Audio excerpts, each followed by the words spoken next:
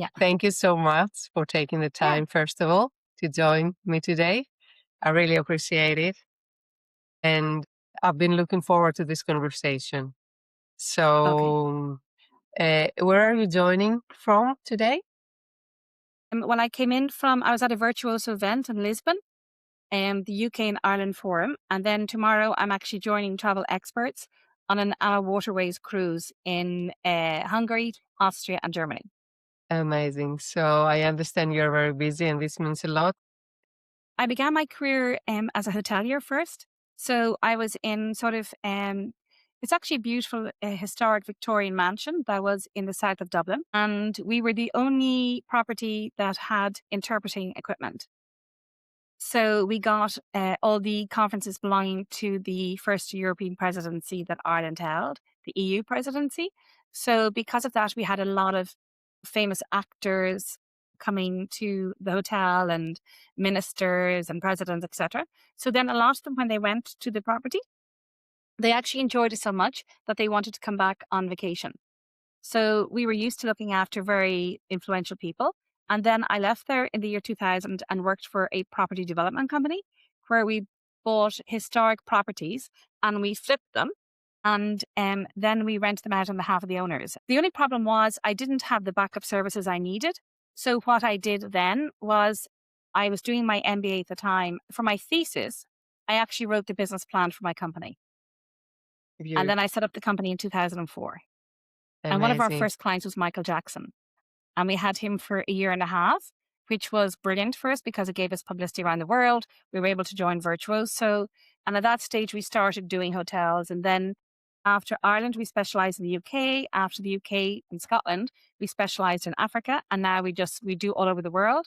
But we do tend to do more Ireland, UK, Africa, South America, high-end cruises, Australia, and North America as well. Amazing. I'm based in Australia at the moment for personal reasons. So beautiful. What did the luxury travel landscape look like when you first started compared to today? They wanted price. Because of my experience with the property development company, I had met a lot of the Irish and the UK, Scottish and English aristocracy. And we had people staying in their property. So the part they loved was not the property itself, because usually the properties 20 years ago were cold and like, for example, you would have an earl bringing clients into his property on a site inspection, and we would be there. And, he would look at the curtains that were hanging in the room and say, this is part of my heritage. They have been there for 150 years. And the American client would go, look at the torn drapes. So the perspective was different. So what they really enjoyed from those visits was more the privileged access to private places and people, but not the property per se, because the property was usually musty and dusty. And usually the toilet took a lot of strength to try and pull that chain. The properties were tired. The aristocracy were beginning to run out of money. They weren't getting subvented by the British government anymore. So they had to start earning their own money. And this is how they started. Now those properties are perfect. They're 5-star hotels, almost like inside. They employ, people to manage the properties who have worked in the hospitality industry and know how to look after a wealthy client. Well, back then, the joy for people was actually those private visits and, and meeting the aristocracy. And now that has sort of moved on to another shift. And just like those clients of ours at the beginning love those private visits with the aristocracy, clients now love private experiences. And we find it very funny that we have clients who are super duper wealthy, and sometimes they don't want to stay in brands because that's what they do every day of their working life. So they want to find that hidden away property, sometimes even if it's only 4-star. And often these same clients will spend as much money, if not more, on the private experiences than they do on the properties, the accommodation. Of course, and this is a big shift that we are noticing, and it's all about the experience. It's not anymore about what 5-star or luxury meant a few decades ago. It's not about white gloves or anything else. It's people are becoming more about the authentic experiences, and understanding spaces, culture, connecting with the local people, understanding going a bit deeper than the surface. So, as you just mentioned, luxury travel has evolved significantly over the last decade. Are there any major shifts you're seeing in the industry, except from the individual, like clients? Like, what do you see in your industry mainly happening? Um, we find that there has been an upsurge in solo travelers. And when we talk to the clients, it's usually a comment like, and we get bookings booked by travel advisors. We act as a tour operator or a DMC for Ireland and the UK and Africa, but also from direct clients. And when you talk to the clients or to the advisors, it's usually a case of this client wanted to travel with friends or their partner, but the partner or friends took so long in saying yes that they just did it by themselves. There was a switch after COVID that people sort of thought, well, time is precious. So I'm not going to hang around for someone to go with me. I'll go by myself. So that's one thing. The other thing is we were doing a lot of multi-gen because of the rental property. So people would rent a castle or a country estate. But now what we find is that often they skip a generation. So it might be the grandparent taking away the difficult teenager in order to spend some quality time, bonding time, and maybe give time to that grandchild to open up and discuss what issues they're having. Or it could be people, bonding after a divorce. You could have, a father taking away two children fishing in Scotland to have bonding time with them after a divorce. So there's a lot of people that are going away with one or two children, but not as a multi-gen, more as, one grandparent, two grandparents, one or two children, Hmm. etc. The other thing as well is that we always find that our clients more and more, they don't just want to see and do, but they want to feel and engage when they travel. And when I say engage, I don't mean just with, specialists in their fields or famous authors or politicians or the aristocracy. I mean with local people, like in going into a local home, talking to a local fisherman, an oyster farmer, a permaculture farmer, a local person who goes diving. That's the type of experience they want. And they want to feel that they're discovering something for themselves as well. But like I had a lovely story. One time we had a client and he wasn't a particularly wealthy client, but it was a bucket list trip. And he went with his wife to Africa. My husband was from the Samburu tribe in Africa. So he really wanted to try the experience, and we arranged for him to spend a night with the tribe. Now, the only thing is, when you go up to this area in Samburu, you mount a hill. So once you're up there during the nighttime, you can't come back down for any reason because there's rocks, there's animals, whatever. So we knew that we had to make sure it was the right type of client. So as we learned more about the couple, we realized he was a little bit younger than his wife. She'd had a hip and knee replacement. And we thought this isn't really suitable for her. Plus, she was frightened. So I said to the advisor, you have to encourage her to stay in the camp. Then we'll take him away for the 24 hours, bring him back. And she wouldn't do it. So I said, no, I'm going to speak to her to make sure she knows, like, what she's getting into. Like there was no showers, there was no toilets, it's very rustic Boy Scout camps. And I talked to her and then she said to me, she said, my husband has talked about doing this for the last 10 years. And she said, I want to be there when he experiences it. So she went and she did enjoy it. But afterwards, he wrote a note and he said the biggest thrill he had was playing football with the children from the tribe. They were wearing no shoes and they were kicking an empty Coca-Cola bottle, a plastic bottle that had wizened up with the sun. And every night, someone would take the Coca-Cola bottle and bring it to their hut so it wouldn't get destroyed. And this Coca-Cola bottle had lasted for a few months. But he said his greatest joy was playing football, soccer with those children because he said it was real. And that's what I think it's after COVID. And I think it's also the last like 2, 3 years, we see a big shift in all industries. I mean, technology, people want the real thing because there is so much, and with artificial intelligence nowadays, that we don't know what's real, what's not real. People will even go deeper into art, deeper into books. They will come back to things that they're real and authentic.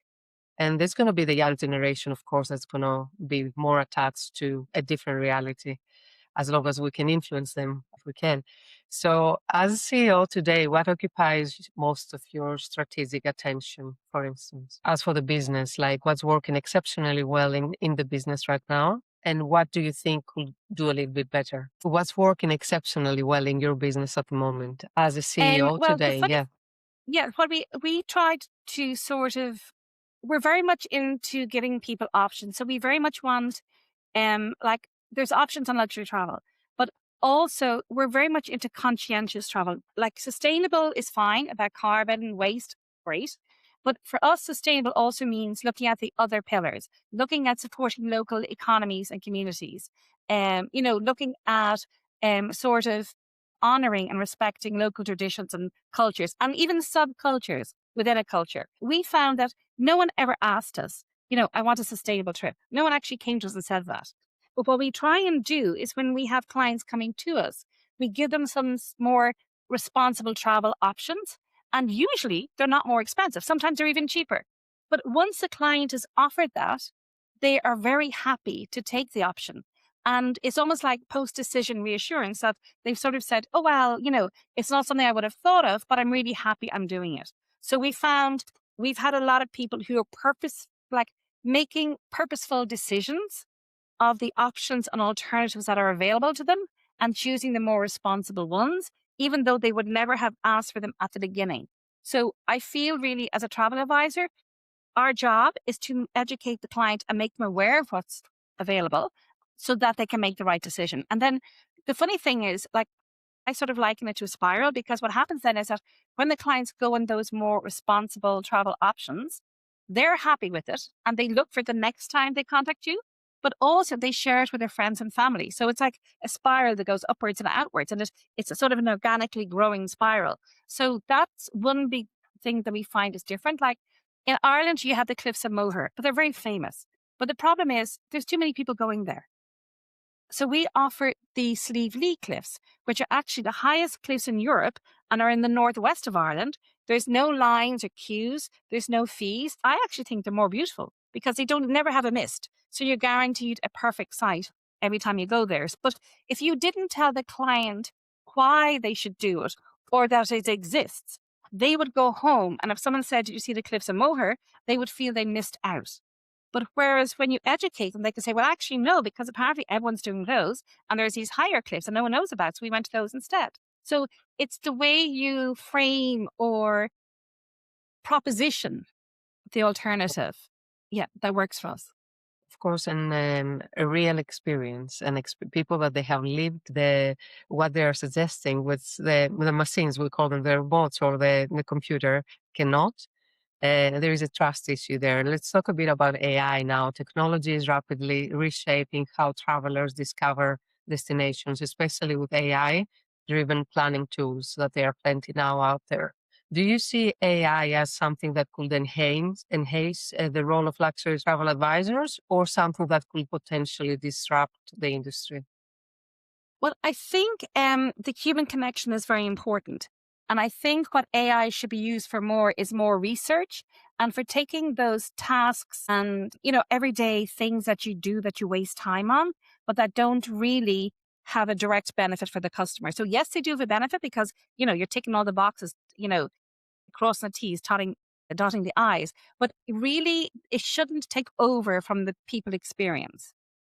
So for us, we do use it a lot for research. Like sometimes, if you're going to a new destination that you're not very familiar with, and the client, say the Philippines, we only book the Philippines once in our lives. So we had to do research. We would use AI for something like that as well. And then for the more automated communication you need with the client, making sure that all the documents were sent for invoicing, commissions and things like that is very important. But I still think the human touch is very important with the client. And it's also very important that if you're using something like ChatGPT, which a lot of agents use, that they make sure it's their own voice. Otherwise, it Because, feels like, weird. I even saw an advertisement recently in the Bush, and it was like a 3-star property, but they'd obviously used AI, and it was like AI had written a poem about the camp. And it was so false that if I was applying for that position as a manager, I wouldn't have trusted the camp because I felt they didn't make it personal. And I think when you're going to work in a company, you go for the culture, you go for the people, you go for the ethos. And if people are using AI, that's all lost. Of course, it's that human to human and hospitality, and your industry, the travel industry, is about human. So this is something that we see the operational part of the business can use it and can help that can help the sales team. Do you use any tools for your sales or marketing or like client acquisition? Do you use any We AI? do. Well, what we You do is do. we've actually used Zoho, Hmm. but we've customized everything to suit ourselves. So, like, for example, when we do our initial proposals, we use a software called Nitro. And we were the first company that used it within the tourism industry. It was made so everyone had was using a package that suited sort of group bookings, but everything we do is customized. So we had to Tailored. have a customized solution. So ironically, this young Danish man contacted us, was interested in us looking at the program he had, and he wanted to call to our office. And he literally arrived the next day with his wife, who looked like she was 10 months pregnant. Like, I was worried she would actually give birth in the office. I think she was 9 months pregnant, but they were only flying over for a day or two. And they had a system that we customized to suit ourselves. And it was perfect because it wasn't made for the travel industry, but it suited everything that we do that's customized. We didn't have to override anything. So we use our own proprietary systems in a way that we have bought but customized for ourselves. And then we use Zoho throughout the companies for accounts, for a database, for marketing, for everything we use Zoho. But again, we constantly are nip and tucking the program to suit us. And as we learn things or think of things, it evolves almost on a weekly basis. Like, constantly we're adding to it. And this is the way that technology should be used. I think Yeah. automation, but it needs a lot of experience, understanding the tone, as you said, the look and feel, how the people want to look, how they want people to feel when they read their communication, as if it was a human writing representing the human, which is very difficult. If you had a magic wand and could remove one constraint from the business today, something that currently limits growth or creativity, what would that be? Ooh, to move one thing. Well, the main restraint force at the moment is the political situation, but it's impossible to remove. I think it's just, every time you think you've surmounted one obstacle, another is put there, which is unfair for the clients. So I can't think really, I suppose regulations, legal, reporting, there's an awful lot of reporting to be done. And we're trying to make that, to do as much of that with AI, or at least prepares the reports before we, do the final tweaks to them. So that would take up a lot of our time, that type of thing. But other than that, it's really the political or situation that changes things, because clients might be thinking of going to Africa and then they have to fly over the Middle East at the moment or something like that. And even though it's not the destination involved itself, it has a ripple effect. Of course, of course. And one advice, if you could give one advice to any young people that they would love to build a luxury travel company. They should, I think people should travel more, but go with an open mind, because I think the most important thing from our point of view is when our clients travel and they're open to a new culture. And if they're very respectful towards the people and engage with them, then those people in those countries open up to them. And when people open up, they tell their stories. And it's those moments of actually truly engaging with someone and hearing their story and hearing how they feel. And, you know, that's the sort of the memories that you have when you come home. Like, they're the sort of the life-changing memories when you open up to other cultures around the world. I think, like, the sooner we all travel and mix, the better. And that's really what makes it different and what makes life, important. It gives a value to life. So we would always encourage our clients to open up when they go to other cultures and to read about them sometimes before they go. Or maybe even if they're not into heavy, like, I actually like historical books, but if they're not into something like that, maybe read a novel that was set in a period in that country, so they have more awareness so that they can enjoy it when they go. Have you seen an increase in the numbers as people requesting more about well-being and wellness as the reason for traveling? Yes and no. We get a lot of people who request well-being and wellness, but it's more from a point of retreats or going to places that they can sort of, like, the problem with Ireland, for example, as a country, is that people tend to come and it's a whistle stop tour. It's like here, here, here, here, here, because every 30 minutes the terrain changes. But now the difference is that people are looking for that slow travel. they come back a second time. They come back maybe with a different person, maybe their friend, maybe their sister, and they want to do 4 or 5 nights in one place. And it's more, our wellness is more people want to, because we sell a lot of places with good nature. It's walking, it's hiking, it's that type of wellness retreat, but not spas as such. Okay. And yeah, it's more sort of holistic. Of course. Yeah, Yes, beyond spa. beyond I spa. think Yeah. beyond spa. I think this is what's happening, and it's going to And happen. like we had one woman recently who she came from Pittsburgh, and apparently she owned a lot of down there in Pittsburgh, the land. And she wanted a walking guide to accompany her, but not to talk to her. Okay, And the perfect. idea was she had to do some things by herself, work things out. She wanted time. She wanted to become healthier. And she didn't want to be sort of sucked into someone else's drama or story or whatever. But at the same time, she wanted him so that she, you know, walked safely in the mountains. And, that could bring her there and bring her back home. But it was quite interesting because, the actual brief was, make sure he doesn't talk to her. And he should only talk to her if she wants to talk to him. And it was because she had issues that she needed to sort out. She was in a period of her life. And another thing is, we often get people who travel with us, and they've just either gone into a divorce or know they have to get divorced. And it was unexpected. And they take time out of their environment to deal with it. And then when they're ready, they go back home. So sometimes people will book a trip for 3 weeks. And after like 10 days or 2 weeks, they'll ring us and say, I'm ready to go back and deal with it now. But it would have been usually a trauma that made them decide to sort of almost run away and reflect before they had to go back and deal with it. And That that actually is a growing little sub market. And it's usually those people go more activity, they do more biking, they do hiking, they do walking, but it's usually more intense, but more remote.